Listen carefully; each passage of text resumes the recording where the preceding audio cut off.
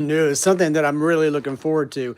It's a campaign we're starting tomorrow, and it's called 4 Months to the Harvest. Lift up your eyes.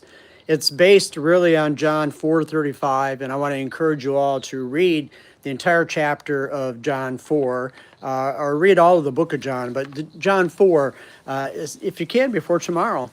Set the stage. We've been talking a lot about that. Well, bottom line is we're looking at Jesus as he's walking with his disciples, probably about a year. And man, there's all kinds of exciting things going on, right? Healing, ministry, and all kinds of things. Well, your next thing you know, in John, they come across a place where there's Samaritans nearby, and the disciples go into town to get some food, and Jesus is at this well. And next thing you know, a Samaritan woman approaches the well, and Jesus starts this conversation with her.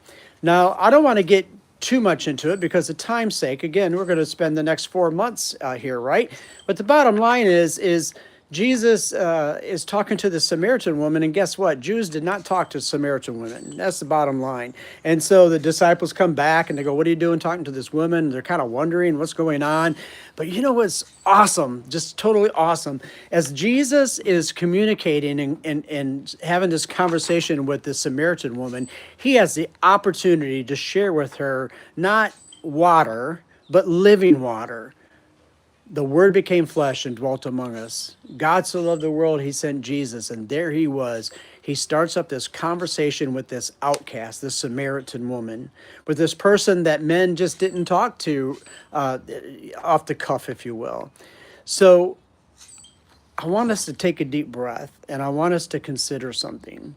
Listen to what John says in John chapter 4:35. Do not say that there are yet 4 months, then comes the harvest. Look, I tell you, lift up your eyes and see that the fields are white unto the harvest.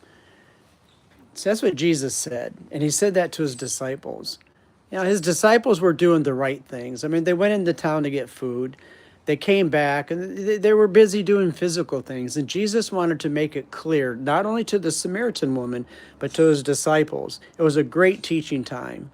You know what? We all live in a physical world. We all need food, but we can get so busy and tied up, even in ministry. The disciples were doing awesome. They were doing ministry. They were Jesus. They were excited.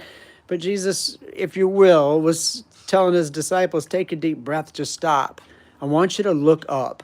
You don't realize, you think that it's 4 months to the harvest. That was a common saying back then, of course, because that's what it took. You planted a seed, it took about 4 months for the harvest, right? He said, but disciples, I want you to see, I am conversing with this woman because I have come not only for the Jews, but for the Gentiles, for the Samaritans. My love is for all. And it's so awesome to see this snapshot. But he says that to us right now, this day, right now, today. He's telling us in our church, in our churches, stop. You're doing ministry. You're doing great. I hope, right? If you're sharing the gospel, you're doing awesome. If you're serving to the glory of God, you're doing awesome. But just stop. Take a deep breath. Look up.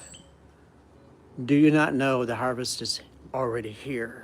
It's not something that we are working toward, if you will. It's not something that's going to happen 10 years from now. It's here and it's now. So we're going to spend the next 4 months as a church, and we have some things laid out. I'm going to let you notice a couple of them. We have 90 days of prayer that we're going to spend together, and there's a book that's being put together, a prayer book by Crossover, which we're going to join the Ridge Association in a campaign called Crossover. We're going to start a Who's Your One prayer, and we're going to be looking at praying for those that we believe are seekers, if you will, those that we might know that we can share and have a conversation with and point them to the love of God, right? That the Word of God might be able to share with them the gospel and that they might be saved. And of course, we have Easter coming up, and we're looking always forward for the time of Easter and a time of reaching out to our community. We're going to have a block party that's going to be a part of the crossover event, and to, again, reach out, take that deep breath, just stop. I know I can even be fast sometimes. Just stop, take a deep breath, that we might reach out to our community, that we might be praying, that they might come and have a conversation with us, that we might share the gospel with them. And then we're going to end our 4 months campaign with Vacation Bible School. Do you see why? You're going to learn more, but why I'm so excited, why I didn't want to wait till tomorrow. For it's today. Look up. The field is white unto harvest. Let us be in prayer. I can't wait till tomorrow. I really can't, to start off and to share more with you about this campaign. May God bless you and be with you, and I'll see you tomorrow. Blessings.